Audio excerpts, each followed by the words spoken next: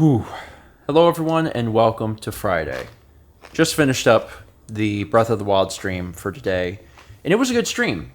Mm-hmm. It was actually a really good stream, especially because, I don't want to say that some of the past streams were, not good streams. It was nice to have things to do. That's where I'm getting at, because there's been a few instances over the past few weeks. It hasn't been, aimless... Well, there's been a little aimless wandering. But, our issue last week, I had talked a little bit about it, was we had to wait on the blood moon, and the blood moon wasn't coming, but that all got resolved today. So today was actually pretty jam-packed in terms of what we were accomplishing. We'd also taken some suggestions from viewers, some ideas about things that we hadn't done already that maybe things, people wanted to see. So we worked on those as well. So overall, a really, really fun stream. Now, however, we're a little hungry. I realized that we didn't really have a proper lunch today. We were busy working on stuff. We had dinner. We did our normal thing of pizza, but we were really hungry by the time dinner came around. And about halfway through the stream, I was starting to feel really hungry. I had to stop and get a granola bar. The other thing is that throughout all of this, I have continued to have no side effects. Asterisk. I say asterisk because during the stream, during one of the gameplay sessions, and it couldn't have lasted more than 30 to 60 seconds at most, I had, what I presumed to be a symptom, but maybe it was just a random thing, but I'm just going to call it a symptom. I had hardcore vertigo hit me, and it was in the middle of the recording part. It wasn't during a break, so I just didn't acknowledge it. I believe Mao was playing at the time. Mm-hmm. I think you were playing. If not, then I did a really good job of not acknowledging it. I don't remember the specifics, but yeah, it just all of a sudden the world was like, and I remember sitting there thinking, this will probably pass. Spoilers, it passed. And then it didn't come back. I haven't had a dose of vertigo like that in a long time either, so that was wild. But yeah, otherwise I've continued to feel good. But again, tomorrow is Saturday, which makes 3 days, the same amount of time as last time. So we'll see how it goes. Now we're just enjoying some I almost said tacos. Those aren't tacos. Chips and salsa? Chips and salsa. That's what I meant. I actually have a small subject for today because I thought it was interesting. I was talking to a friend of mine today, and he said that he was going through some old hymnals, and he found a hymn in one of these old hymnals, and he's like, I really liked the words in the hymn, and I wanted to look up more about this song. He said whenever he looked it up, he's like, there's no information about this song anywhere. And he's like, it's a pretty old hymnal. It's a really, really old book. He's like, but the idea in this day and age that you could find something in printed material that you just can't find any reference to online. He's like, that's really bizarre to me. And I actually had a similar experience.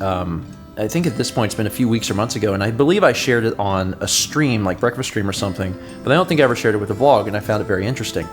There was a song that came to me, a few months ago or whatever, and it got really stuck in my head. It's a song I knew when I was younger, and it's a comedy country song, and I always really liked it, and I thought it was really cool. It's about a guy whose father passes away, and when they bury him in a rental suit, and his, it's upbeat, and I know that the song subject matter is a bit of a downer, but it's an upbeat, it's a funny song, and he talks about how he continues to receive a bill for this rental suit, and he can't obviously return the rental suit because his dad's buried in it.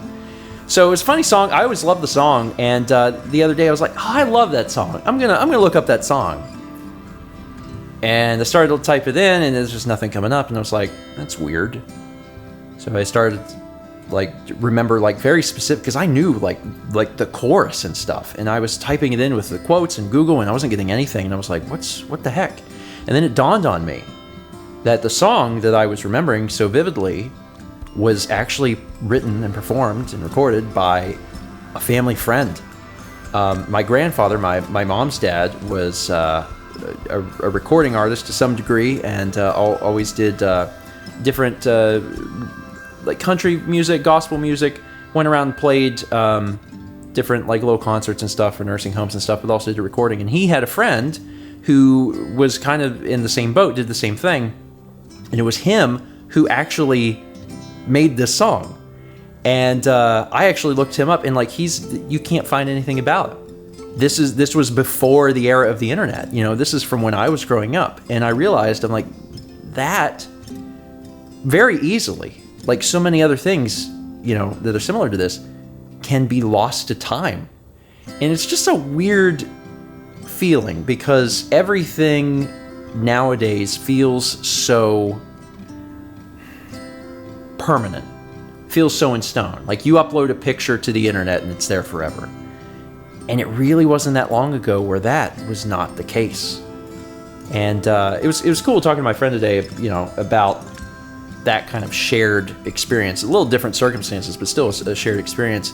And realizing that if I want to hear that song again, the only way I'm ever going to hear it is if I go to my parents' house and I like dig out the CD or cassette tape or whatever and try and find it, because otherwise it very well could be lost to the ether. The other people that have a copy of that, they are, you know, they're older, almost certainly. They're not internet savvy. It's not like it's going to get put onto Spotify and it might be lost forever. So, yeah, just weird stuff to think about, because again, very different from how we live today.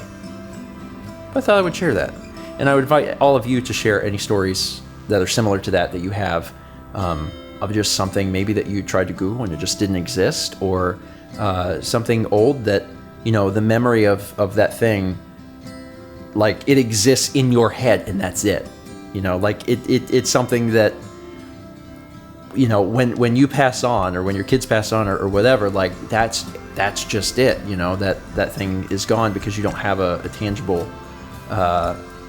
you know, object or recording or whatever of it. It's interesting. All right, I'm done. Deep think over some salsa and chips, but you know, it was a cool conversation, and I thought I would share because maybe it might get you thinking about something similar in your own life. All right, I'm done. Thank you so much for watching, and as always, let's meet back tomorrow, shall we? Oh, by the way, you're feeling better today, right? Oh yeah, I'm totally fine. I wanted to make sure I got that on here. Yeah. Because you're good now. Mm-hmm. So you were sick. You had your crumminess yesterday. Yep. And now you good. Mm-hmm. Okay. Hi, sweetheart. Do you want chips?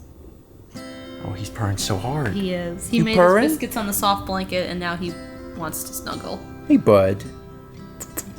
We sweet boy? Oh, very sweet boy. Hi, Stinker. The camera was like, I saw a... The camera was like, I saw a human face. We must autofocus on the human face. Okay, we're done. Thanks for watching. We will, cutie. We'll see you tomorrow for more, wait, how do I end these? I was gonna say, we'll see you tomorrow for more Stephen Plays, and I'm like, that's the wrong outro.